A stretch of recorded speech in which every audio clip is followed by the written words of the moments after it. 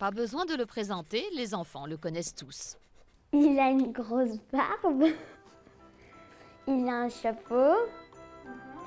Il est gros. Et depuis le 19e siècle, il porte le même manteau rouge. Bref, il passe à travers toutes les modes sans se démoder, car le Père Noël a un truc.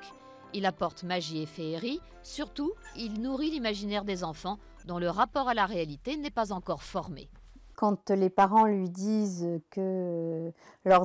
qu'il y a un Père Noël qui va passer par la cheminée et qui va amener les cadeaux, quand ils sont petits, ça pose aucun problème. Ça fait partie de la pensée magique et comme c'est dit par les parents, il n'y a aucun problème là-dessus.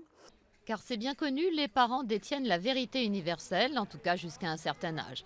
Les magasins de jouets l'ont bien compris, qui jouent le jeu à fond. Nous avons des clients qui viennent avec leurs enfants et qui viennent repérer ce que le Père Noël va nous amener. Donc il y a une complicité avec les parents qui se fait autour du Père Noël. Et cela permet aussi bien sûr aux parents de se décharger sur le Père Noël pour donner des cadeaux ou y mettre des limites. Mais pas seulement. Les parents ont d'abord été des enfants. Leur inconscient en conserve pour toujours le souvenir.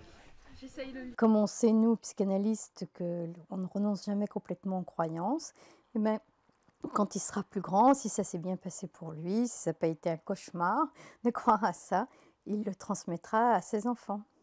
Et finalement, pourquoi faire sans alors que c'est tellement mieux avec le Père Noël? Avec, c'était mieux quand même. Je pense que c'était mieux avant. C'était plus féerique, on va dire. C'était plein de magie et puis ça volait autour de moi.